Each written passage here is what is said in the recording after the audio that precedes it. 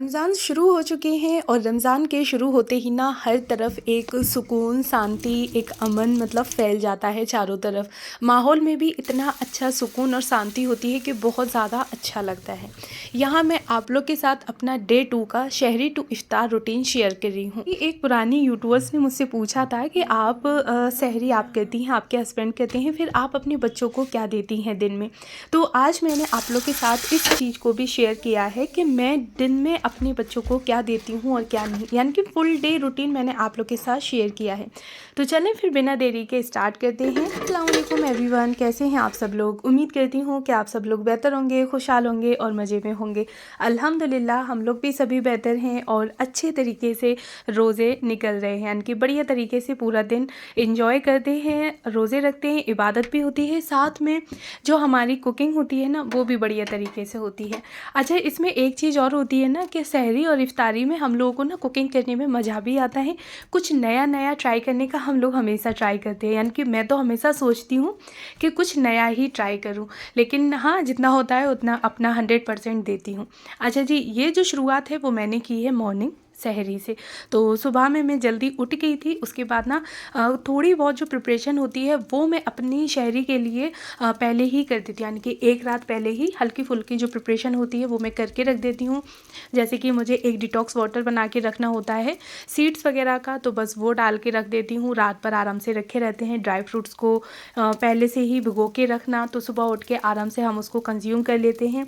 अच्छा, सहरी ना आज मैंने बहुत ही अपनी सिंपल सी रखी है। नॉर्मली रोटी डालनी थी, पराठे हस्बैंड मना कर रहे थे कि पराठे खाने का बिल्कुल भी मन नहीं है तो रोटी बना लो। तो अच्छा जी, मैंने ना शहरी में रोटी बना ली थी, चाय बना ली, साथ में 3 अंडे बॉईल कर लिए थे और जो टिक्की थी ना तो बस उनको बना लिया था। जी, जो पहले से ही कुछ चीज़ें हम लोग प्रिपेयर करके रखते हैं ना, जैसे कि फूड की टिक्की मैंने पहले से ही बना के फ्रिज करके रख दी थी। तो ये हमारी जो चीज़ें पहले से ही बनी हुई होती हैं और इफ्तार और सहरी के टाइम पे ना हमें काफ़ी हद तक एक सहूलियत मिल जाती है। ऐसा लगता है जैसे कि हमारी किसी ने ना हेल्प कर दी, मतलब अच्छी खासी हेल्प हो गई हो हमारी। तो बस टिक्की फ्रीज़ कर दी थी मैंने। मॉर्निंग में उठते ही आटे को निकाल लिया फ्रिज में से, और आटे को भी मैं रात में ही लगा के रख देती हूँ। तो बस आटा निकाल लिया, टिक्की निकाल ली और फ्राई कर ली। बस हम दोनों लोगों ने अपना जो ब्रेकफास्ट था, सॉरी जो शहरी थी उसको इंजॉय करा, अच्छे तरीके से बैठ के खाया। हस्बैंड के लिए चाय, मैंने अपने लिए दूध ले ली थी। अच्छा, तबीयत ठीक नहीं चल रही है मेरी, फर्स्ट रोज़े से ही ना मुझे फ़ीवर आ गया है, बट कोई नहीं, रोज़े तो नहीं छोड़ेंगे हम लोग।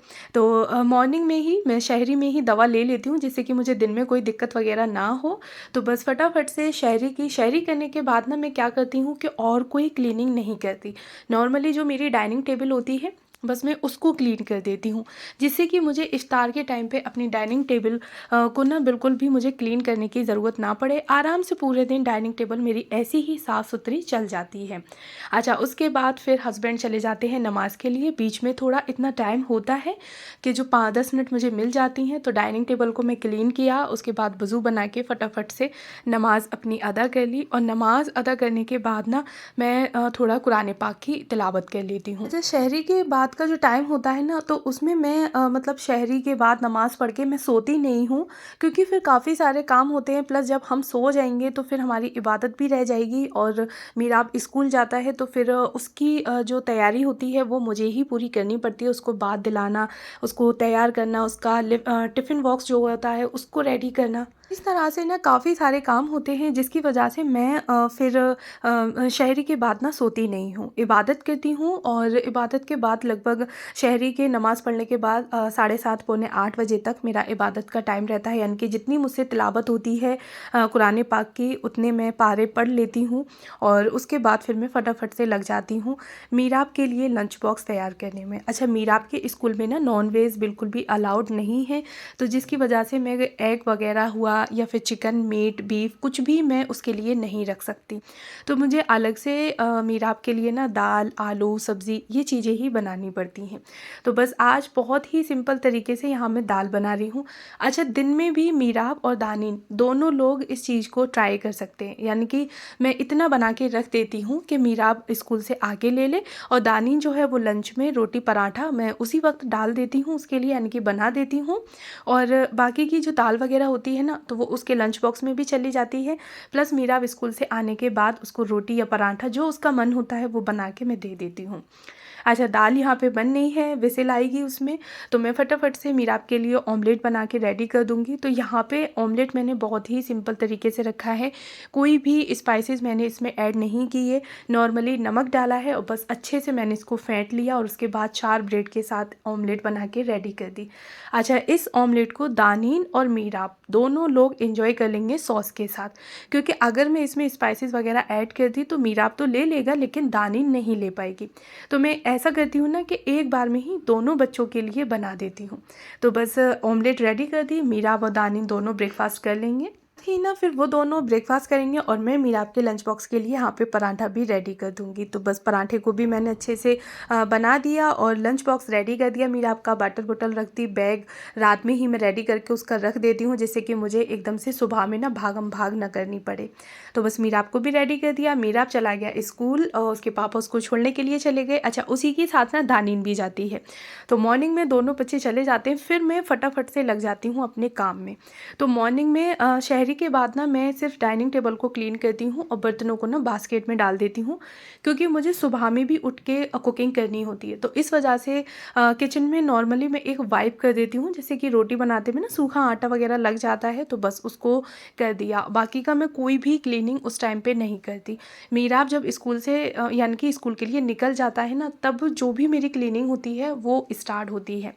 तो सबसे पहले मीराब को स्कूल के लिए भेजने के बाद मैं किचन में आ जाती हूँ। किचन को अच्छे से क्लीन करना, मॉर्निंग के टाइम पे भी दूध आ जाता है तो बस उसको बॉईल होने के लिए रख देना। तो सबसे पहले किचन को क्लीन कर दिया, जो भी गंदे बर्तन और होते हैं ना बाद में, तो उनको बास्केट में मैं भर के रख लेती हूँ, जिनको अच्छे से एकदम से क्लीन कर देती हूँ, जिससे कि मैं इफ्तार के टाइम पे यानी कि ज़ोहर के बाद इफ्तार के लिए मैं आऊँ कुकिंग करने के लिए, तो मुझे ऐसा ना करना पड़े कि फिर से मुझे यानी कि किचन की क्लीनिंग करनी है या फिर मेरा जो देख के मूड है ना वो ख़राब हो।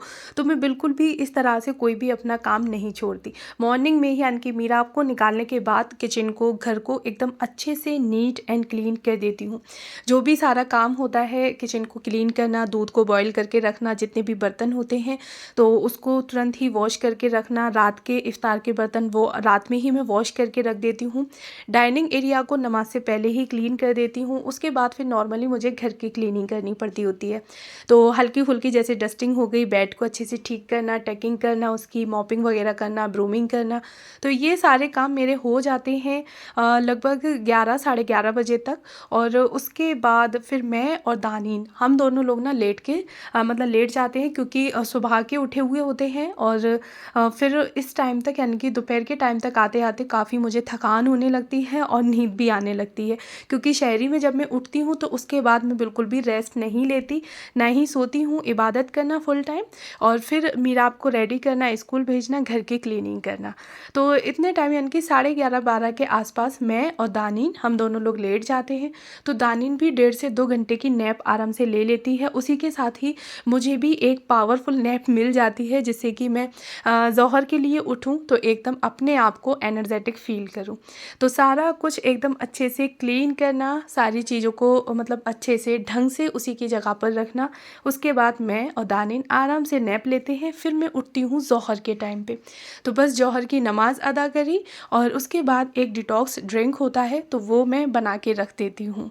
पिछली वीडियो में आप लोग के साथ मैंने इफ्तार रूटीन में उस डिटॉक्स ड्रिंक को शेयर किया था। ज़ोहर के बाद मुझसे जितनी इबादत होती है यानी कि जितनी कुरान पाक की तिलावत होती है मैं फिर से कर लेती हूँ और लगभग 4 बजे के आसपास मैं फिर से अपनी जो इफ्तारी की कुकिंग होती है ना उसमें लग जाती हूँ।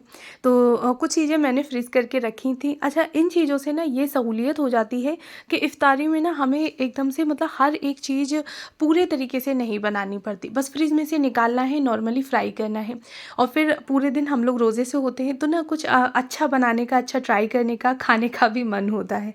तो इस तरह से नई नई चीज़ें भी अपनी जो हैं वो ट्राई हो जाती हैं।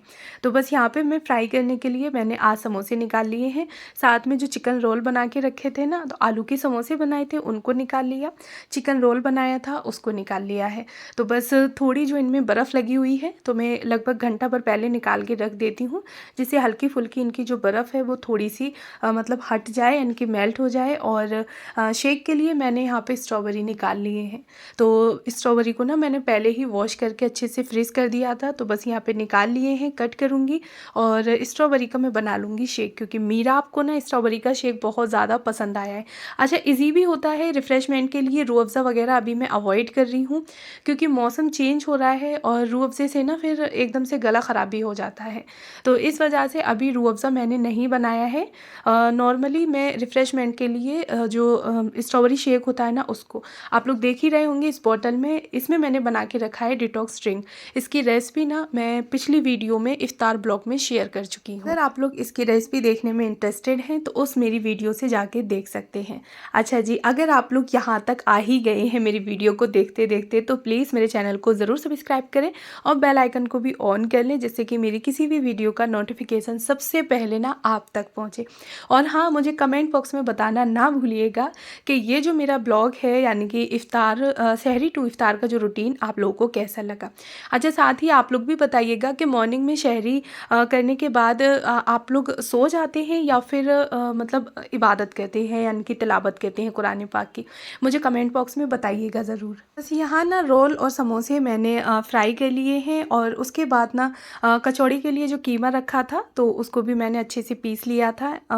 और उसके बाद आटे को मैंने मतलब गूंद के सुबह में ही रख दिया था, जैसे कि मीरा आपका मुझे लंच वगैरह प्रिपेयर करना होता है तो वहीं आटा बच गया था, तो बस वो मैं यहाँ पे कचौड़ी बना लूँगी। साथ ही चने मैंने फ्रिज में से निकाल के थोड़े गर्म पानी में डाल दिए थे आधे घंटे के लिए, जिससे कि उनकी जो बर्फ़ है वो अच्छे से निकल जाए और चने जो हैं वो हमारे सॉफ्ट हो जाएं। तो चना चाट बनाया था मैंने और साथ में ना कचौड़ी बना ली है। जो चिकन रोल होते हैं ना उनको फ्राई कर लिया और साथ में ना समोसों को फ्राई कर लिया। रिफ्रेशमेंट में कर लिया था मैंने स्ट्रॉबेरी का शेक। अच्छा, चने आप लोग देख ही रहे हैं, तो इस तरह से जब हम लोग फ्रीज़ करके रख देते हैं ना तो बिल्कुल काम में ना हमारे आसानी रहती है। और साथ ही लगभग इन्हें अभी से 10 मिनट हुई हैं और चने आप लोग देख ही सकते हैं कि कितने सॉफ्ट हो गए हैं। अच्छा, यहाँ पे ना मैंने सैलेड भी कट करके रख ली है चने चाट बनाने के लिए। तो प्याज काट ली थी, हरे धनिए और साथ में टमाटर। अच्छा, हरी मिर्ची को मैंने इसमें अवॉइड किया है क्योंकि बच्चे भी खाएंगे, तो हरी मिर्ची मैंने इसमें नहीं डाली है। अच्छा, जो फ्राई करने का सामान था वो मैंने सारा फ्राई करके रख लिया, जैसे कि चुरी पापड़ मुझे फ्राई करने थे तो वो मैंने फ्राई करके रख लिए। फ्रूट्स को मुझे कट करना था तो वो कट करके रख लिया। साथ ही जो भी सामान मैं बनाती जा रही थी तो बस फटाफट से डाइनिंग टेबल पे मैं लगाती जा रही थी, क्योंकि अब ना बहुत ही कम टाइम बचा था इफ्तारी के लिए। तो सारे सामान मेरा ना टारगेट रहता है कि टाइम से लगभग कितना भी कम सही तो 5 मिनट पहले ना मैं तैयार करके रख लूँ। अच्छा, फटाफट से एक थाली लगा के मैं दादाजी को दे आई थी, तो उनकी इफ्तारी मैंने उनके पास पहुंचा दी। और यहाँ पे फिर हम लोगों का टाइम में 5 मिनट बाकी बचे थे, तो फटाफट से मैंने कैंडल वगैरह भी जला के रख ली और मीरा आपने तो टाइम से पहले ही अपनी इफ्तारी शुरू कर दी। अच्छा, मुझे कमेंट बॉक्स में बताइएगा ज़रूर आप लोगों को मेरा सहरी टू इफ्तार रूटीन डे 2 का कैसा लगा। और अगर आप लोग कुछ और देखना चाहते हैं तो मुझे कमेंट बॉक्स में बताएं। पहली बार है तो चैनल को सब्सक्राइब करना ना भूलिएगा। हूँ आपसे इसी तरह से नेक्स्ट और इंटरेस्टिंग से ब्लॉग के साथ। Thanks for watching.